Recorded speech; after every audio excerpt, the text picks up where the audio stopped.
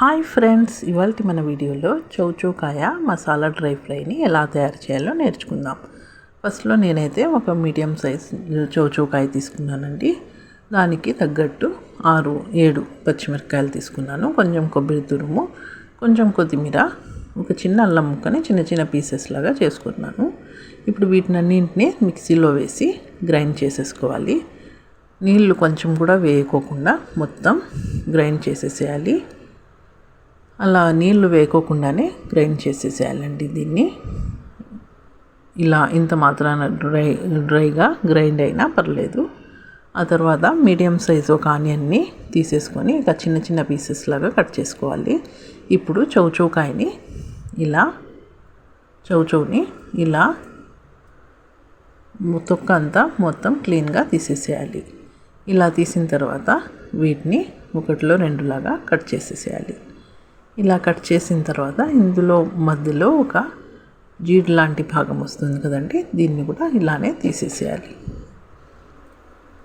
ఇలా తీసేసిన తర్వాత క్లీన్గా తీసేసేయాలి.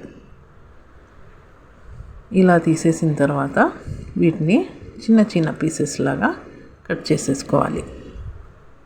ఇలా పొడుగా కట్ చేసి ముందు ముక్కలుగా ఇప్పుడు ఇలా వీడియోలో చూపిస్తున్నట్లు ఇలాంటి షేప్లో వచ్చేసేటట్లు కట్ చేసేయాలి. చూడండి, ఇలా ట్రయాంగిల్ షేప్లో లేదా ఇలా చిన్న చిన్న పీసెస్ లాగా వచ్చేటట్లు కట్ చేసుకోవాలి. ఇది ఉండే షేప్ని చూసి కూడా చాలా టేస్టీగా ఉంటుందండి.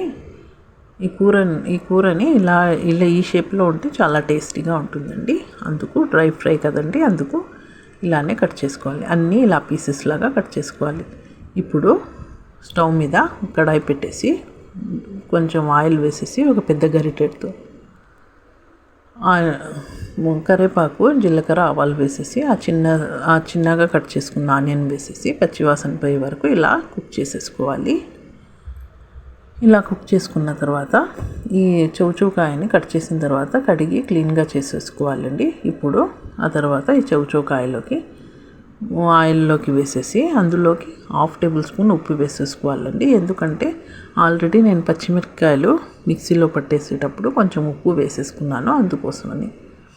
కొంచెమైనా ఉప్పు వేసి ఫ్రై చేసేటప్పుడు వేస్తే ఏ కూరగాయ అయినా చాలా సాఫ్ట్గా టేస్టీగా ఉంటుంది.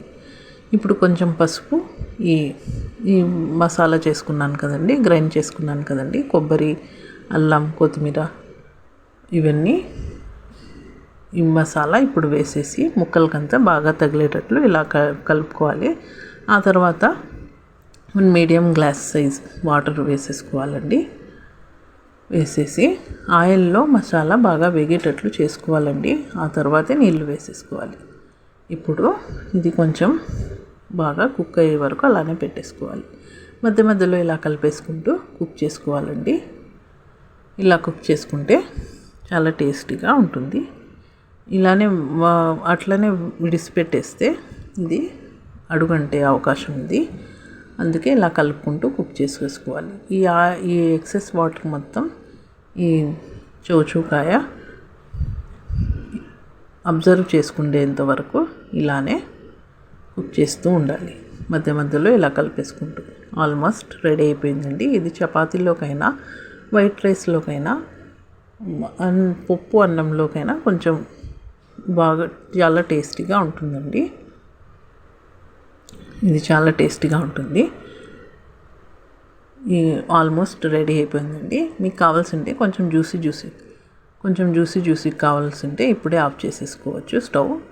లేదు డ్రై ఫ్రై కావాలంటే మొత్తం ఈ వాటర్ మొత్తం డ్రై అయ్యేంత వరకు ఇలానే కుక్ చేసేసుకోవాలి. చూడండి, నేనైతే డ్రై ఫ్రై చేశాను, అందుకే నీళ్ళు మొత్తం డ్రై అయిపోయినాయి. ఇప్పుడు ఇది చాలా టేస్టీగా ఉంటుందండి. ఇప్పుడు వీడియో నచ్చితే లైక్